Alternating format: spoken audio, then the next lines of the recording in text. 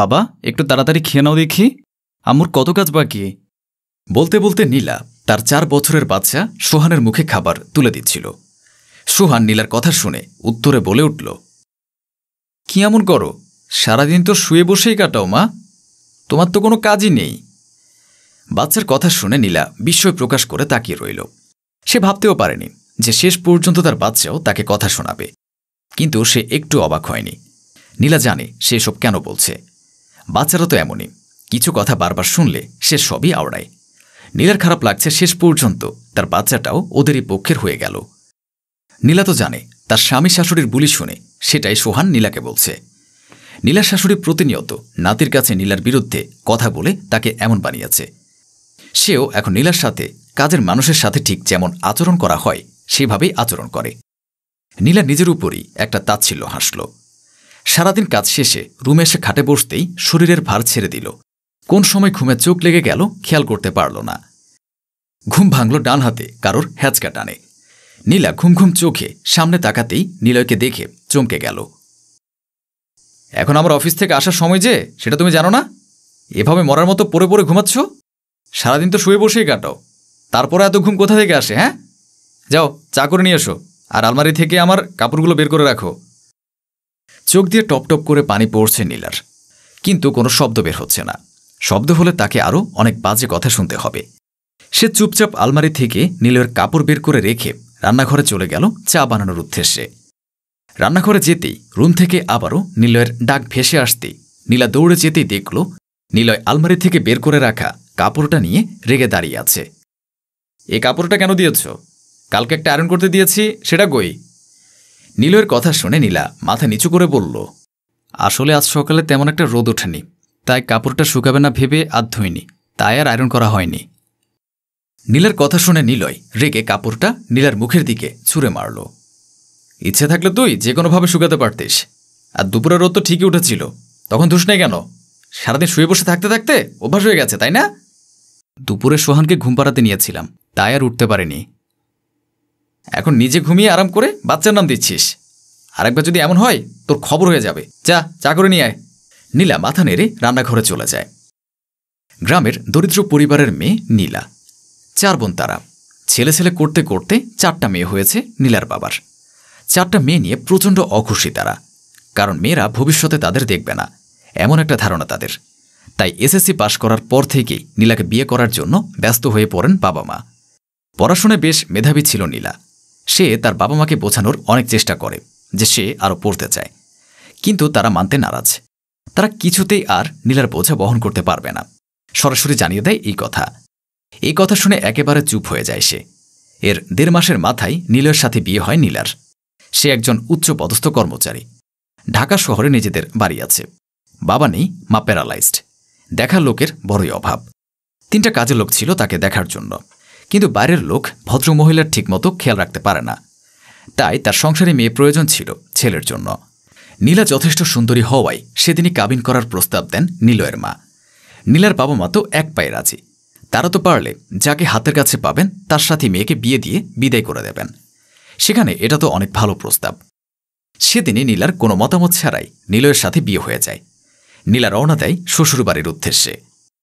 আজ শুক্রবার, ছুটির দিন। নিলয় বাসায় আছে, তাই তার সব প্রিয় খাবার রান্না করছে নীলা। কিন্তু রাত দেখিয়ে খেয়াল করে লবণ শেষ হয়ে গিয়েছে। কিন্তু এখন তো সে বাইরে যেতে পারবে না। আজ জুম্মার দিন, বাইরে অনেক মানুষ থাকবে, আর সে যদি এখন বাইরে যায় তবে রান্না শেষ করতে অনেক দেরি হয়ে যাবে। তাই সে ভয়ে ভয়ে ডাইনিং রুমের দিকে পা বাড়াল। বাড়ির সবাই সেখানে আছে। গিয়ে দেখল নিলয় ফোনে কারো সাথে মেসেজিং করছে আর মিটমিট করে হাসছে। নীলা সাহস করে নিলয়ের কাছে গিয়ে নিম্নস্বরে বলল, শুনছেন? নিলয় মুখ দিয়ে চ জাতীয় শব্দ করে এক আকাশ পরিমাণ বিরক্তি নিয়ে চাইল নীলার দিকে। নীলা ভয়ে ভয়ে বলল, আসলে ঘরে লবণ শেষ হয়ে গেছে, আমার খেয়াল ছিল না। আর আজ তো জুম্মার দিন, রাস্তায় অনেক মানুষ থাকবে, আপনি যদি একটু কষ্ট করে লবণটা নিয়ে আসতেন। নিলয় এক ধাক্কায় চেয়ার সরিয়ে দাঁড়িয়ে পড়ল।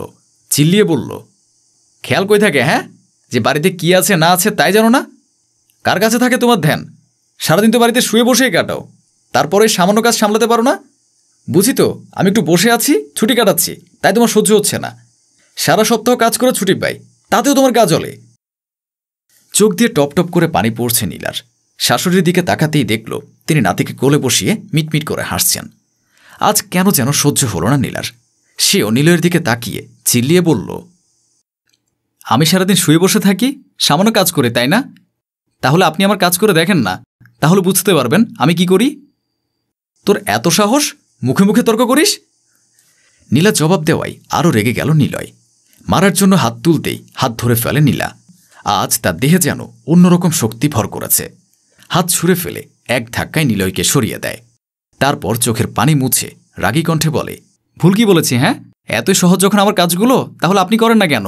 নিজে তো এসি রুমে বসে আরামে কাজ করেন, আমার কষ্ট কি বুঝবেন? হ্যাঁ, জানেন আমি দেরিতে হলেও একটা বিষয় বুঝতে পেরেছি, আর তা হলো আমি যদি আপনাদের জন্য নিজের জানটাও দিয়ে দেই, তবু আপনাদের মতো অমানুষগুলো বলবে আমি কি এমন করেছি।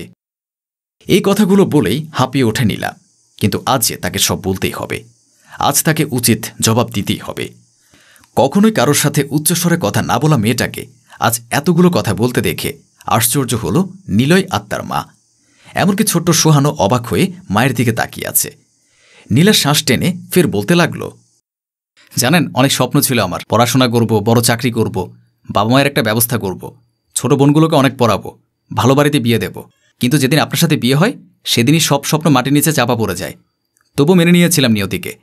ভেবেছিলাম এত বড় বাড়ির লোকেরা গরিব ঘরের মেয়েকে নিজেদের বাড়ির বউ করেছে, নিশ্চয়ই তাদের মন মানসিকতা অনেক ভালো হবে। কিন্তু তখন বুঝতে পারিনি যে আপনারা গরিব ঘরের মেয়েকে বাড়ির বউ করে এনেছেন শুধুমাত্র নিজেদের চাহিদা পূরণের জন্য, কাজের মানুষের মতো খাটানোর জন্য। আপনারা বুঝতে পেরেছিলেন আমাকে শত লাথি দিলেও আমি টু শব্দ করতে পারবো না, চাইলে বাপের বাড়ি চলে যেতে পারবো না, কারণ তারা আমাকে ঠাঁই দেবে না। কিন্তু জানেন তো, মানুষের পিঠ যখন দেয়ালে ঠেকে যায় তখন তারা পদক্ষেপ নিতে বাধ্য হয়। নীলার কথাগুলো শুনে মাথা নিচু হয়ে গেল নিলয়ের মায়ের, কারণ নীলার একটা কথাও ভুল না। নীলা নিলয়ের আরেকটু কাছে গিয়ে বলল, আচ্ছা, আমাদের তো 6 বছরের সংসার, এতগুলো বছর আমাকে কখনো মন খোলা হাসতে দেখেছেন? কখনো ভালো একটা কাপড় উপহার দিয়েছেন? উপহার বাদ দিন, কখনো ভালো করে দুটো কথা বলেছেন আমার সাথে? নিলয় মাথা নিচু করে ফেলল, কারণ তার কাছে দেয়ার মতো কোনো জবাব নেই। নীলা কষ্টমাখা হাসি নিয়ে বলল, সব কিছু জবাব নাই তো আসবে, তাই না?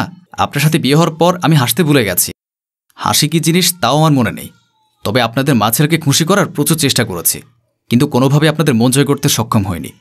আপনি তো সবসময় বলেন আমি সারাদিন শুয়ে বসে থাকি, কি এমন কাজ করি? তাহলে শুনুন আমি কি কাজ করি। আপনার মা প্যারালাইজড। আমাদের বিয়ের আগে 3 জন কাজের লোক মিলেও ওনার কাজ ঠিকমতো করতে পারত না। সেখানে আজ 6টা বছর ধরে আমি সে কাজগুলো একা হাতে সামলে আসছি। তারপরও বলবেন আমার কোনো কাজ নেই? কি এমন করি? আপনার ছেলের সব কাজ আমি করি, বাজার করি, বাড়ির সব কাজ করি। এর মাঝে সামান্য ফাঁকা পেলেও সেই সময় আপনার মা নতুন আবদার জুড়ে বসেন, যাতে আমি একটুও বসতে পারি না। আমি শুরুতে প্রতিটা কাজ অনেক ভালোবেসে করতাম, তাকে নিজের মা মনে করে সব করতাম। কিন্তু আজ বুঝি আমি যাই করি না কেন আপনাদের খুশি করা আমার পক্ষে সম্ভব না। হয়তো আমার সেই যোগ্যতা বা গুণ নেই। এর চেয়ে আমি মানুষের বাসায় কাজ করে খেলেও মানুষ আমাকে সম্মান করবে, কিন্তু আপনাদের কাছে আমার কোনো সম্মান নেই। আপনারা আমাকে মানুষ না, মেশিন মনে করেন, যে কখনো ক্লান্ত হবে না, যার কোনো অনুভূতি থাকবে না, চলতেই থাকবে চলতেই থাকবে। কিন্তু সত্যি তো এটাই, আমি একজন মানুষ, আমার অন্য সব মানুষের মতো অনুভূতি আছে, ভালো লাগা খারাপ লাগা আছে। যাক, এসব তো আপনারা বুঝবেন না।